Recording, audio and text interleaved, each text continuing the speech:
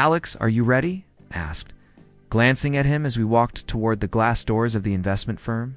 "Always," he said with that confident smirk that made me trust him without question. "You nervous?" "Just a little," I admitted. "It's a big deal, you know. This could change everything for us. Relax, man." Alex clapped me on the shoulder.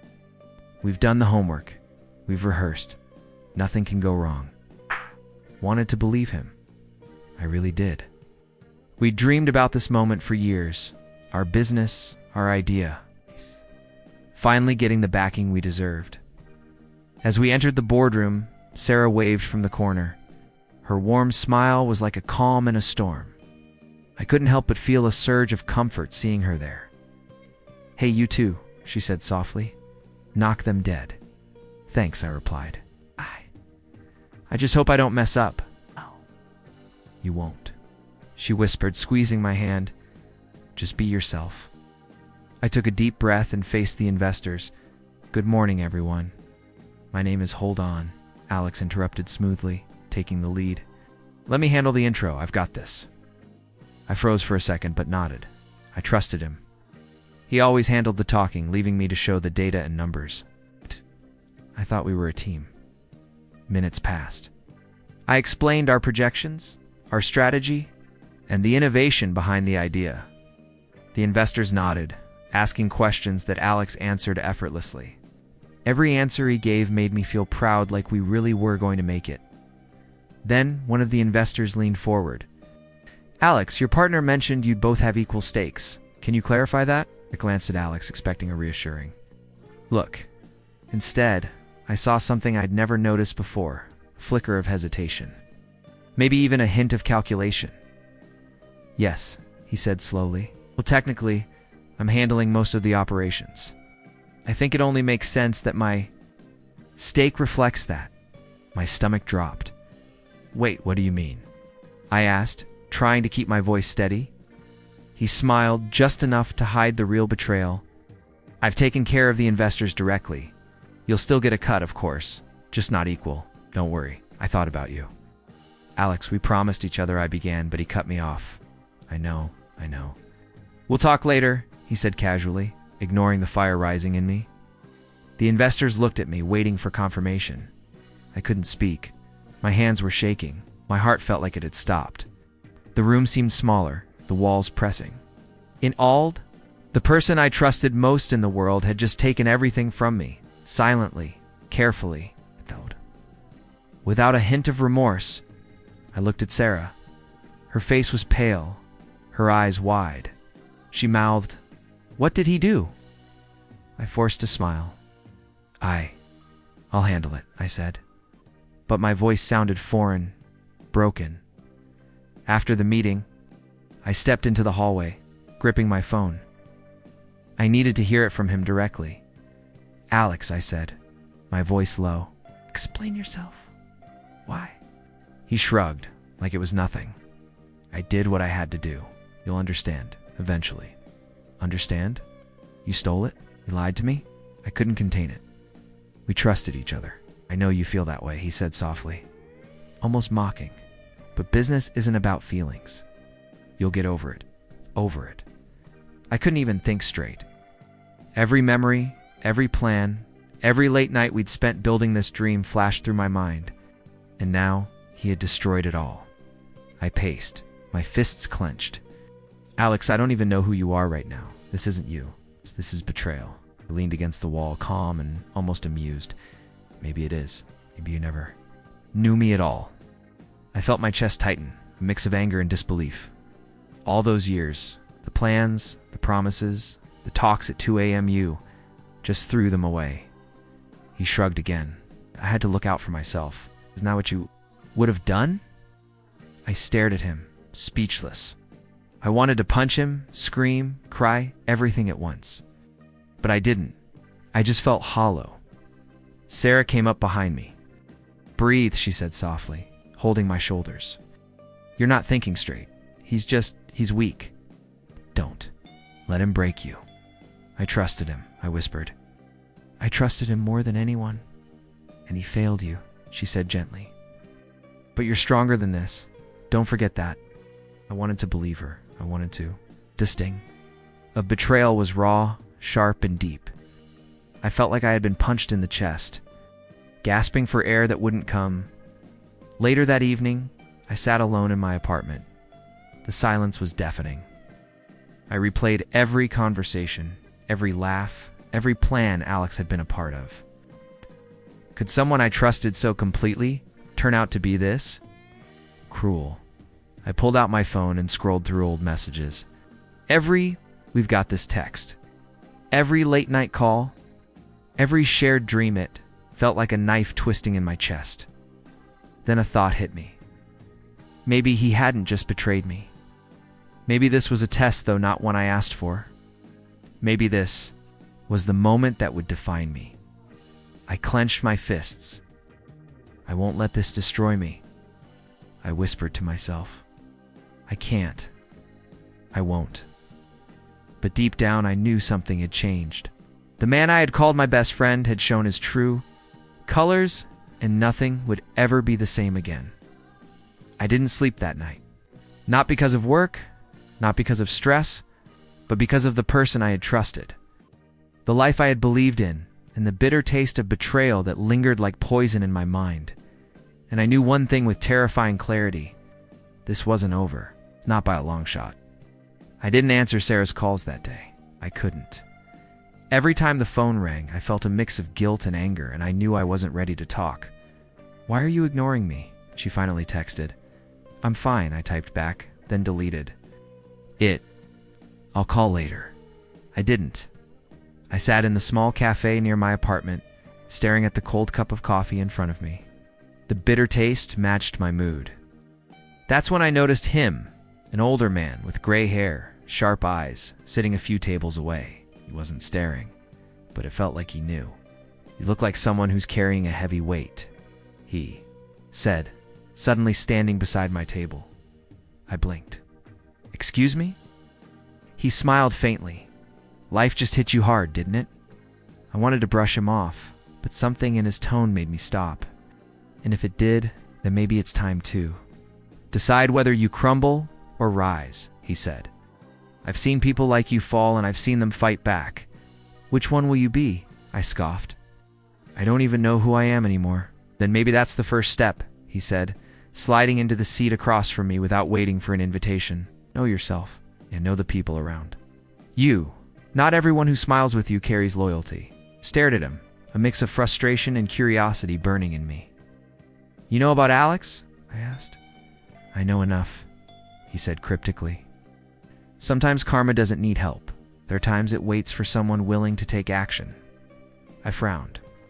"And that someone is me?" "Could be," he said lightly, picking up his coffee. "Depends if you're ready to see clearly." Wanted to shake him off, call him a fortune teller, but his words lingered. I left the cafe, the echo of his advice following me. Back at my apartment, I started digging into Alex's emails, documents, anything that could show me what he had done behind my back. My hands shook as I scrolled through correspondence between him and investors. He wasn't just cutting me out of our deal. He had been lying, manipulating numbers, promising parts of the company to others without telling me. I felt my stomach churn. "Unbelievable," I muttered. "How could I be so blind?" "You trusted him," Sarah said quietly, stepping into the room without knocking. I hadn't realized she had come over. I jumped slightly. I didn't hear you come in," she frowned. I was worried. "Are you going to keep torturing yourself in silence, or are you going to fight back?"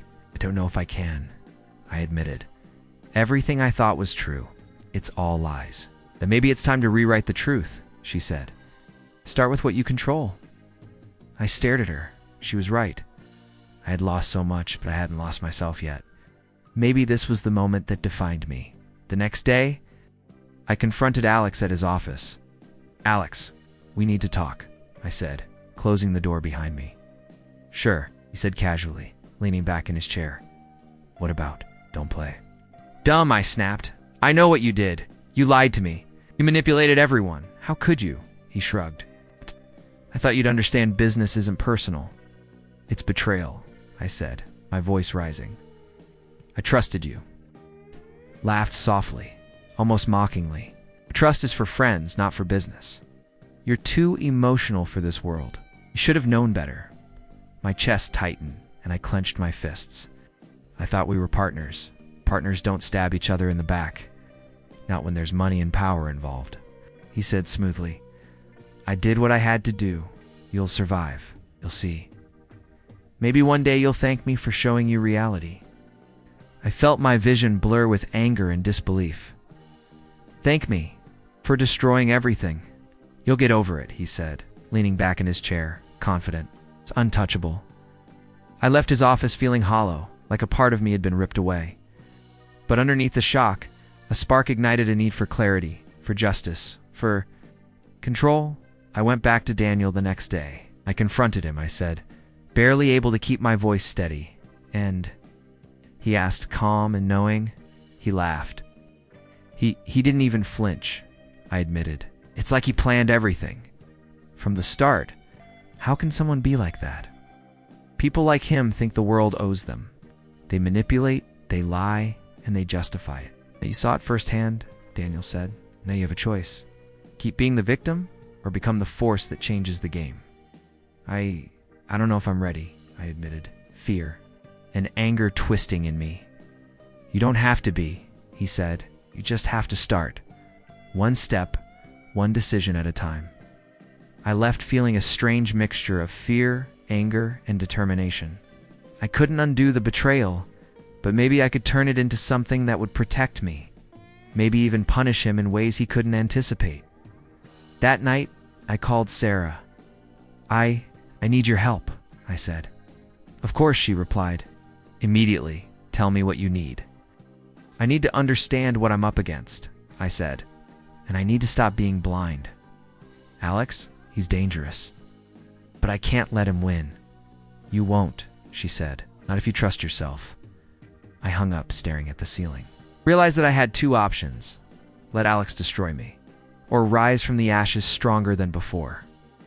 And for the first time in days, I felt a flicker of clarity. I wouldn't forgive him, not yet. I wouldn't ignore him, not now, but I would act. I would take control of my life and my future, and slowly, carefully, I would make him regret underestimating me. Daniel's words echoed. Karma waits for someone willing to take action. I wasn't ready to see the full picture yet, but I knew one thing. I had made my first choice. I would fight back. And in that moment, as I stared into the darkness of my apartment, I swore to myself that Alex wouldn't know what hit him. The cracks in my reality weren't just fractures. They were openings. Openings for strength, for strategy, for justice. And I was ready to step through. Daniel, I don't know if I can do this, I admitted as we sat across from each other in the cramped little office he had helped me rent. You can, he said, folding his hands over his coffee cup. You're stronger than you think. Alex didn't break you. He just showed you what you're capable of. I feel like I'm starting from zero, I muttered.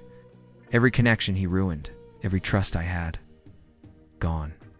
That's exactly why this is your chance, Daniel said. Start fresh. Build something real, something he can't touch, and do it your way. I swallowed hard. All right. But where do I even start? With honesty, Daniel said simply, don't cut corners. Don't play dirty yet. Let him underestimate you. I nodded slowly, determination igniting in my chest. Okay, I'll do it. I need to do it. A week later, Sarah came by my apartment. I see that spark in your eyes again, she said, leaning against the doorframe. I was afraid it would disappear. I needed time, I admitted. Time to think, to rebuild? Rebuild with me? She asked softly. You always help me see things clearly, I said, taking her hand. I can't do this alone. Her smile warmed me. Then you won't. You have me. We spent the evening planning the small business I was going to launch. A consulting firm for startups? I would handle operations. Daniel offered mentorship. Sarah's insight helped me identify potential clients and investors. For the first time in weeks, I felt like I had a purpose again. 2 days later, I met Lena, a coworker Daniel had recommended to help with market research. She walked into the office confidently, holding a folder and scanning the room like she Owned it. Are you the guy rebuilding from Betrayal? She asked, eyebrow raised. I am, I said, startled by her directness. And you are Lena? She said, sticking out her hand. I heard you've got potential, but I also heard you let a so-called friend destroy your company. Let's see if you can handle the next challenge without whining. I blinked. Challenge. Every project here is a test, she said, smirking. If you want to survive, you'll learn fast, or you'll fail. Said more firmly than I expected. Her smile widened. We'll see. Her energy was intense, and I felt a mix of intimidation and curiosity. I realized she would push me to think strategically, to see angles I hadn't considered before. Over the next few weeks, Sarah, Lena, and Daniel became my pillars. Sarah offered emotional support. Lena challenged me intellectually. Daniel gave me the wisdom to stay steady. Slowly, I started to feel myself returning, not just surviving, but growing stronger. One morning, I got a call. It was one of Alex's former associates. I heard you're back in the game, they said hesitantly. He's talking, rumors, lies. You need to be careful, felt a thrill of determination. Thank you, I said. I'll be careful. Don't underestimate him, they warned. He doesn't take defeat lightly. I've never been more focused, I replied. Later, Lena and I were going over client files when she stopped. Wait, she said, pointing at an email chain. Is this? I leaned over. My heart raced as I realized what I was seeing. Alex had been spreading misinformation, undermining former partners, and inflating his own achievements to investors. He hadn't just betrayed me. He was dismantling everything in his path to claim superiority. Looks like he's setting himself up for a fall, I muttered. Lena raised an eyebrow, or trying to. You're going to have to outsmart him, not just rebuild. I bet he... I said, I've learned from my mistakes. I won't let him catch me off guard again. A week later, I ran into Alex at a networking event. He spotted me and smirked. Look at you, he said. Trying to come back from nothing, brave or foolish, depends on your perspective, I said calmly. I'm rebuilding something real. It's not illusions. He laughed, leaning close. You'll see, some things can't be rebuilt. You can try, but the world isn't kind to the weak. I'm not weak, I said, holding his gaze. And I'm not the same person you left behind. He tilted his head, amused. Interesting. I'll be watching. I left the event feeling a mix of anger and excitement. He was aware of my progress, and that meant he would make mistakes. He underestimated me before. He wouldn't again. Back. At the office, Lena and I plotted subtle ways to expose Alex's manipulations without making a direct move yet. He'll slip up eventually, she said, flipping through reports.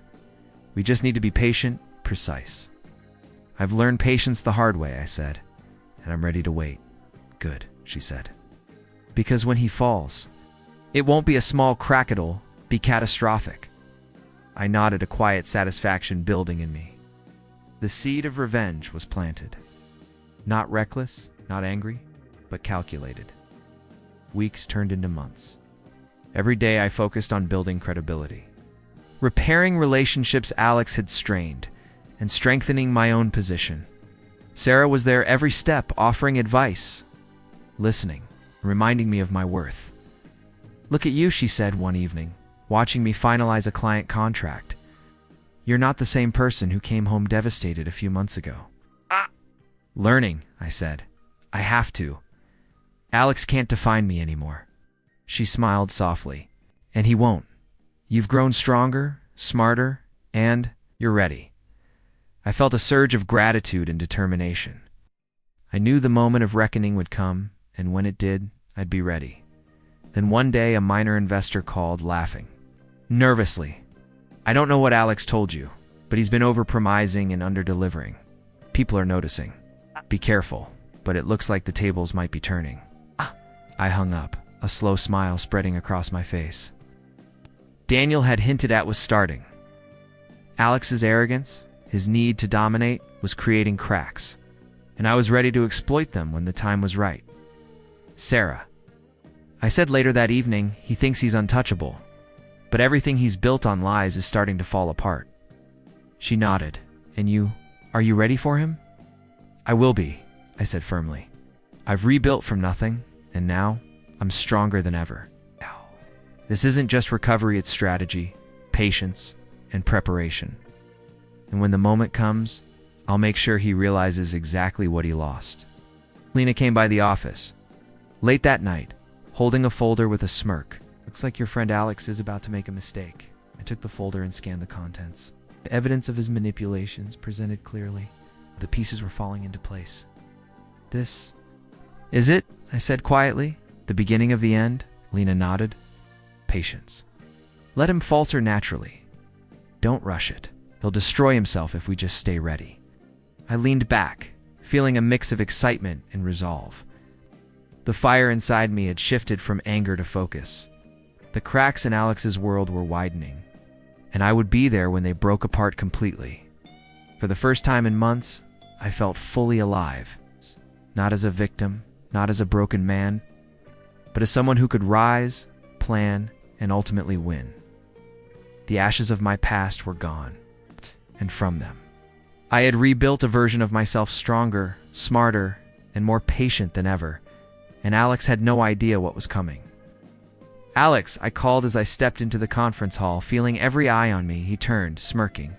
So this is the grand comeback? Something like that, I said calmly, adjusting the documents in my hand. Mind if I speak first? Laughed. By all means. Let's hear what the great survivor has to say. I cleared my throat. Ladies and gentlemen, thank you for coming. I want to share the truth about a situation you've all been misled about. Alex shifted uneasily. Misled? What are you talking about? Let me start with this, I said, distributing copies of the documents I'd compiled with Lena's help. These emails, contracts, and communications show exactly what's been happening behind the scenes. Alex promised equal partnership, yet he manipulated deals, misrepresented facts, and undermined investors for personal gain. The room fell silent. I could feel the tension, see the flicker of doubt in Alex's eyes. You can't do this, he shouted. This is illegal. Defamation. I call it transparency, I said. Everything I'm presenting here is verifiable, factual, and undeniable. A few investors murmured among themselves, scanning the documents. I noticed Lena leaning slightly forward, her expression satisfied. You think this proves anything? Alex demanded, his voice rising. You'll regret this. People like me, we always win. At this time, I said steady and calm. Not when you've built your empire on lies. Not when the truth is this clear. One of the investors raised a hand. These numbers, the discrepancies, they're huge. Alex, is this true? Alex faltered, then tried to smile. I can explain. Save it, I said firmly. You had years to act honestly. You chose greed, and now everyone can see it. Sarah approached, placing a hand on my shoulder. You did the right thing, she whispered. I nodded, grateful. It had to be done. Alex's confident smirk started to crumble. You set me up. A spat. No setup, I said quietly. Just preparation, patience, and facts. You underestimated me. Daniel appeared beside Sarah. Sometimes karma doesn't need help, he said softly, but his eyes sparkled with pride. Alex's face turned red. Investors began asking him more questions, probing into his lies. He stumbled over his words, panic creeping into his tone. I watched a strange mix of satisfaction and melancholy swelling in me. Lena whispered, See, he can't recover from this. Not now. I know, I replied. The satisfaction was real, but it wasn't gloating. It was closure. Alex turned too. Leave, muttering curses under his breath. He looked defeated, exposed, powerless. The man who had stolen my dreams, mocked my trust, laughed at my pain, was finally confronted with the truth. After the meeting, I stepped outside, breathing the cool evening air. Sarah fell into step beside me. Are you okay? She asked. I am, I said slowly. It's over. He's faced the consequences, and I feel different, stronger maybe. You earned this, she said, squeezing my hand. But don't. Let the victory change who you are.